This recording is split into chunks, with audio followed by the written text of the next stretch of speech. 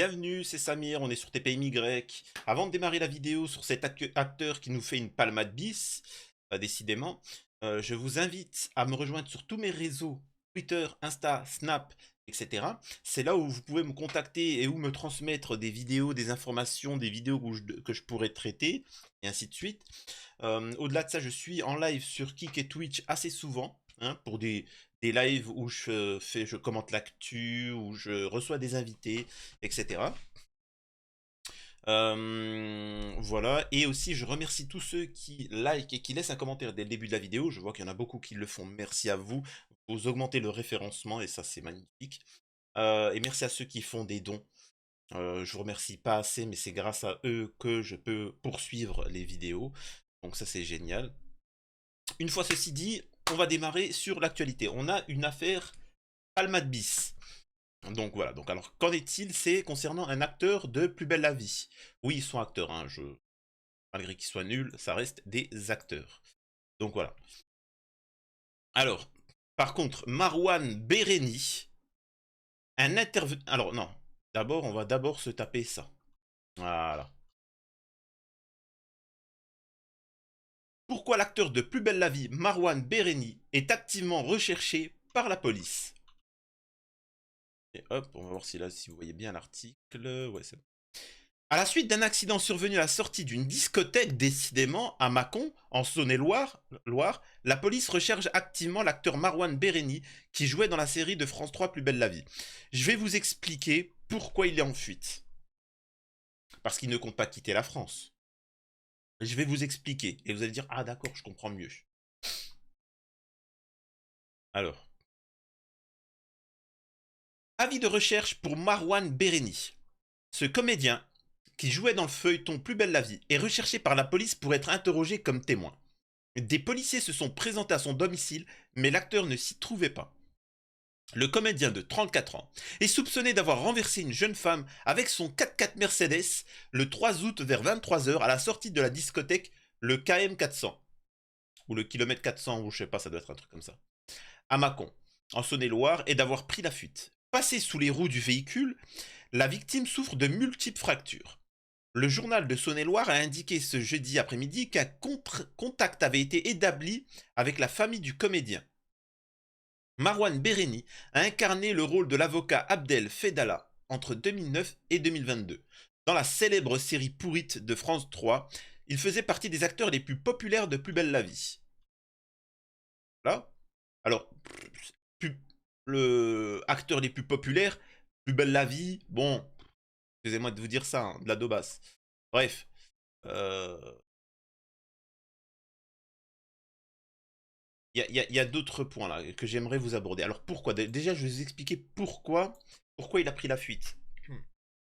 Parce que vous allez me dire, c'est con, ça peut arriver un accident. Oui, ça peut arriver. Il roulait, il a fait un accident, il en paiera les conséquences, mais il va pas faire de prison. Palman, il a pas fait de prison, il a même pas été entendu par la police.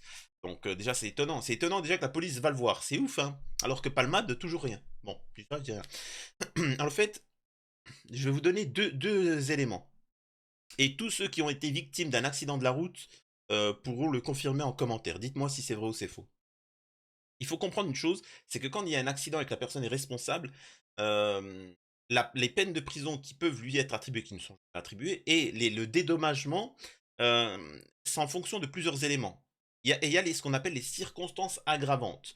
Si tu as pris de la drogue, des produits stupéfiants, si tu as volontairement pas respecté le code de la route, vous voyez ce que je veux dire? C'est-à-dire que tu peux avoir pris beaucoup d'alcool et t'être endormi et tu fonces sur quelqu'un.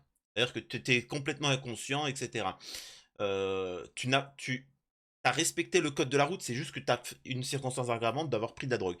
Par contre, tu prends de la drogue et tu grilles des feux rouges, c'est deux circonstances aggravantes. C'est pour ça que la majeure partie, quand il y a un accident, ils vous disent « Ah, je me souviens de rien !» Et la justice dit ah s'il se souvient de rien, il n'a pas pu délibérément ne pas respecter le code de la route. Moi le mec qui m'a fait un contresens, il m'a fait un, il s'est, tu vois, il a voulu, il était alcoolisé, il était complètement bourré, il y avait des voitures, il s'est dit je vais les doubler alors que c'était un machin, il s'en battait les yucks. N'a rien à dire, je me souviens de rien. Il se souvient de rien. Alors que moi, l'airbag, il s'est pas activé, je me suis fait fracasser le nez, je m'étouffais avec le sang, j'étais en train de crever, j'étais en urgence vitale, j'avais tous les os cassés de mon corps, et lui, il a rien eu, hein. C'est-à-dire qu'il a même pas eu une petite blessure. Faut savoir qu'il avait un gros 4x4, hein, un SUV, tu sais, je voyais même pas vraiment, hein, je voyais même pas le pare-brise. Et il te dit: «Ah, je me souviens de rien». D'accord, bon, c'est particulier. En fait, c'est pour éviter ça. Ensuite, pour l'acteur, pourquoi l'acteur, et ça, si la police le sait très bien, hein, les gendarmes le savent, en fait, pourquoi il se casse? C'est parce qu'il est sous substance. C'est-à-dire que ce Marouane là, il s'est pris plein de Paris-Brest dans le nez, tu vois. Il s'est fait comme Hanouna, tu vois. Il s'est pris du Paris-Brest. Tu sais, c'était Noël, tu vois. Il neigeait, tu vois, tellement il neigeait en plein août. Et donc, qu'est-ce qu'il fait en ce moment? C'est qu'il se barre, il se cache pour que, entre guillemets, il dessoule et que les substances partent, tu vois. Et comme ça, il arrive et ils lui font le test et oh monsieur, vous n'êtes pas positif. Mais c'est normal, il s'est cassé, canard, tu vois. Il se présentera de lui-même, vous verrez. Il se présentera, il se rendra de lui-même quand il aura regardé sur internet quand est-ce que les traces disparaissent. Tu sais, les traces, parce que tu peux regarder dans les cheveux, mais les cheveux, il va dire c'est une consommation que j'ai eue il y a 6 mois, tu vois, il y a 2 mois, mais pas le moment du truc. C'est pour ça qu'il a fui. Et uniquement pour ça. Et vous verrez qu'il va se présenter de lui-même, ce salopard. Parce que c'est un salopard, ça. Espèce de lâche. Misérable. Honte. Honte sur ces gens-là. Alors, attendez. Une procédure pour outrage en février 2022. C'est toujours des multirécidivistes, enfin, comment on appelle ça, des plusieurs fois, bref. D'après nos informations, les enquêteurs attendent qu'il se rende. Il doit organiser sa défense. Des contacts sont en cours avec sa famille, laquelle avait lancé un avis de disparition inquiétante via les gendarmes. Marwan Bereni avait déjà fait l'objet d'une procédure pour outrage sur des gendarmes en février 2022 à Saint-Paul-de-Vence, près de Nice. De multiples blessures. Quant à la victime, la jeune femme de Mâcon, elle souffre de multiples blessures après être passée sous les roues de la voiture, etc. Sollicité, le parquet de Mâcon n'a pas souhaité communiquer sur cette affaire la diffusion d'informations pouvant nuire à l'enquête. Les gars, on compte sur vous, chopez-le.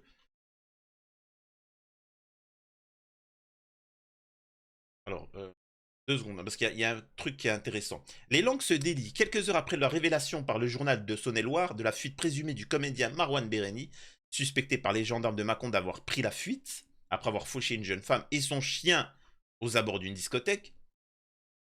Les internautes s'emparent de l'information et sont nombreux à pointer du doigt le comportement du trentenaire. Si bon nombre d'entre eux ont choisi de lui implorer de se rendre via ses réseaux sociaux, d'autres ont souhaité délivrer quelques informations sur le prétendu comportement du comédien en dehors des studios de Plus belle la vie. Un compte qui commente régulièrement l'actualité autour de la série Plus belle la vie et son retour programmé sur TF1 en janvier prochain a révélé avoir rencontré l'interprète d'Abdel Fedala il y a quelques mois. Et le moins qu'on puisse dire, c'est que l'internaute anonyme n'en garde pas un très bon souvenir. J'ai moi-même été témoin de son comportement parfois très excessif, ivre, ce qui importune n'importe qui lors des soirées sur Marseille.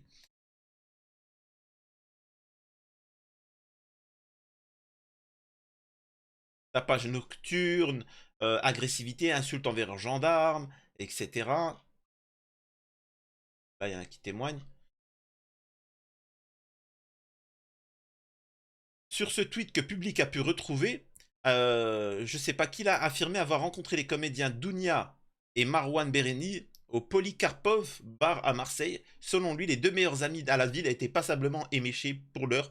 Dounia, qui était en vacances avec Marwan il y a quelques jours, reste silencieuse sur les réseaux sociaux. Marilou Salvatori, la dernière compagne officielle de Marwan, se montre quant à elle en vacances avec des amis bien loin des démêlés du comédien avec la justice. Chopez-moi ça tout de suite! Allez, et puis écoutez les policiers, tu vois. Pourquoi vous êtes tombé sur le Mohamed là, qui était un père de famille, qui travaillait et il y a eu une bavure, tu vois. Et c'était horrible. Il y a des moments, tu vois, on a envie de dire, les gars, on ferme les yeux. Eh, on regarde ailleurs. Faites-vous plaisir. Tu vois, c'est horrible. Et c'est comme ça. Mais ils ont raison. Ils ont raison. C'est des acteurs. C'est comme ça. T'as des gens qui les vénèrent. Donc forcément, ils sont tout permis. Palmade, il y a la jurisprudence Palmade. Faites attention. Les acteurs, maintenant ils ont la jurisprudence Palmade. Tu veux faire quoi? Le policier il dit, monsieur, est-ce que vous vous rendez compte de ce que vous avez fait? Vous avez fauché une femme. Et alors? Non, non, pardon, monsieur l'acteur, ce n'est pas ça que je voulais dire. Bah, quoi alors? Non, mais c'est juste parce qu'en fait, vous avez fait, une fois que vous avez traversé, on a la caméra, vous avez regardé la vitre et vous avez fait marche arrière, et après une remarche avant sur le corps. Vous auriez pu éviter, oh, je fais ce que je veux. Ah, pardon, pardon. Ah, par contre, capitaine, oublie ça, c'est de la merde. On a une urgence. Il y a des manifestants là qui manifestent pour les gilets jaunes là. Ils veulent manger à leur faim.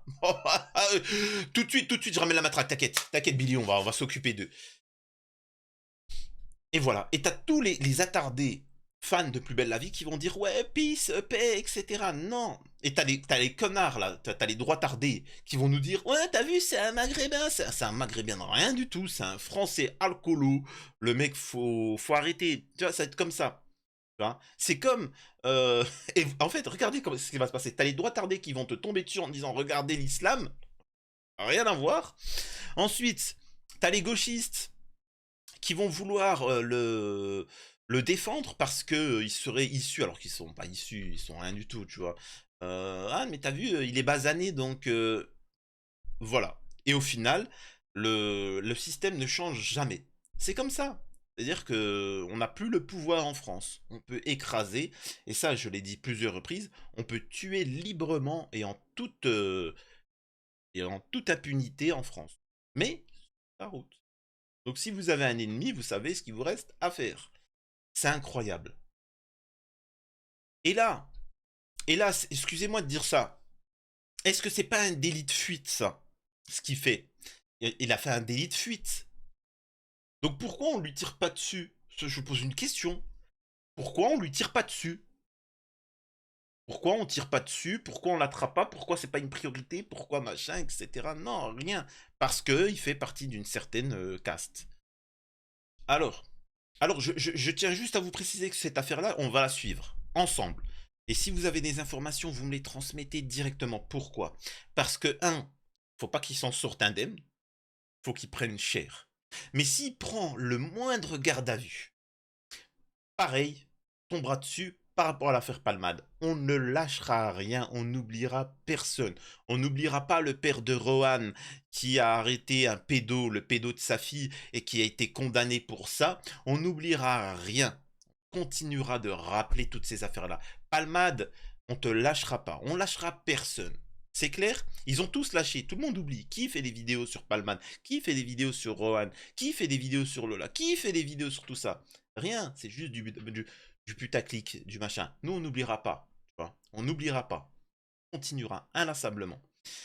Donc voilà. Merci d'avoir suivi jusqu'ici cette petite actu. On n'a pas plus d'éléments parce que la police ne sait rien. Et en fait, c'est fait exprès. Parce que si elle révèle trop d'éléments, il faut savoir que la police, quand elle ne révèle pas trop, la gendarmerie ne révèle pas trop d'infos, c'est important pour, par exemple, attraper la personne ou, par exemple, quand elle l'attrape et l'interroger. Vous voyez ce que je veux dire? Parce que si elle donne trop d'infos, alors il est parti là, il a fait ci, il a fait ça, lui il va pouvoir dire ah, ils savent ça. Alors que s'ils disent rien, lui va venir, il va dire non, non, j'étais pas bourré, j'étais seul.